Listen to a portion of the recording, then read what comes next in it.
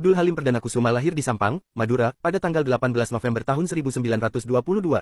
Ia adalah anak ketiga dari 5 bersaudara, putra dari Haji Abdul Ghani Wongso Taruno dan Raden Ayu Aisyah, yang merupakan putri Raden Ngabeki Noto Subroto, seorang wedana di Gresik, Jawa Timur. Halim mengenyam pendidikan di East Hollandse Inlandse School dan Mulo, Mirwit Gebreid Lager Onderwijs sekolah setingkat SD dan SMP untuk pribumi yang menggunakan bahasa Belanda. Setelah lulus, ia melanjutkan studinya di Magelang, di Sekolah Pamong Praja MOSVIA hingga tingkat 2. Setelah menyelesaikan studinya, Halim bekerja sebagai pegawai negeri di Probolinggo. Namun, pekerjaan itu tidak memuaskannya, sehingga ia memutuskan untuk pergi ke Surabaya dan bergabung dengan Angkatan Laut, ditempatkan di bagian torpedo. Namun, tak lama setelah Halim bergabung dengan Angkatan Laut Hindia Belanda, Jepang menyerbu Nusantara. Banyak orang Belanda yang melarikan diri ke Australia, termasuk beberapa orang pribumi, termasuk Halim. Di Australia, ia tidak tinggal lama karena ditugaskan untuk bergabung dengan militer Inggris di India. Di India, nasib baik Halim Perdana Kusuma mulai memperlihatkan diri. Ia melukis wajah Panglima Armada Inggris di India, Laksamana Mountbatten, dan lukisan itu dipajang di kamarnya. Berita mengenai lukisan itu menyebar ke barak tentara, dan Mountbatten sendiri kemudian mengunjungi Halim. Singkat cerita, Halim ditawari untuk melanjutkan pendidikan militer di Inggris, dan ia mengajukan permintaan untuk pindah ke Angkatan Udara, permintaan yang dikabulkan. Abdul Halim terbang ke Gibraltar, kemudian ke Inggris, dan selanjutnya ke Kanada. Di Royal Canada Air Force RCAF ia menempuh pendidikan di Sekolah Angkatan Udara. Pada usia 22 tahun, Halim terlibat dalam 42 misi pengeboman oleh Angkatan Udara Inggris di wilayah Nazi Jerman. Ia terkenal dengan julukan The Black Mascot karena selalu berhasil pulang dengan selamat setiap kali ikut dalam serangan udara. Setelah Perang Dunia II berakhir di Eropa, Halim dikembalikan ke Dinas Penerbangan Angkatan Laut Belanda.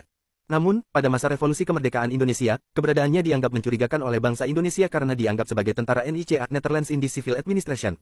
Halim ditahan di Kediri. Ketika situasi di Indonesia semakin memburuk setelah pertempuran Surabaya antara pasukan Indonesia dan pasukan Inggris, pemerintah Indonesia memerintahkan pembebasan Halim dan ia kembali kepada keluarganya di Sumeneb.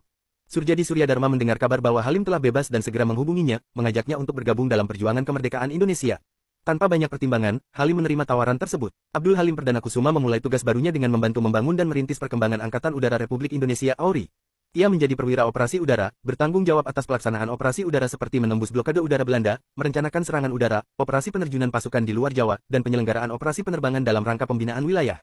Halim Perdana Kusuma kemudian menjabat sebagai Wakil Kepala Staf AURI, menggantikan posisi Adi Sucipto. Pada tanggal 24 Agustus tahun 1947, Halim menikah dengan Kusdalina di Madiun. 2 bulan setelah pernikahan, ia mendapat tugas untuk membangun Angkatan Udara di Sumatera sebagai persiapan jika pangkalan udara di Jawa dikuasai oleh Belanda. Selama membangun AURI di Sumatera, Halim bekerja keras bersama Iswah Judi untuk mengangkut senjata dan amunisi, menembus blokade udara Belanda yang sangat ketat. Ia juga menjalin kerjasama dengan tentara dan masyarakat setempat, serta mencari bantuan dari luar negeri.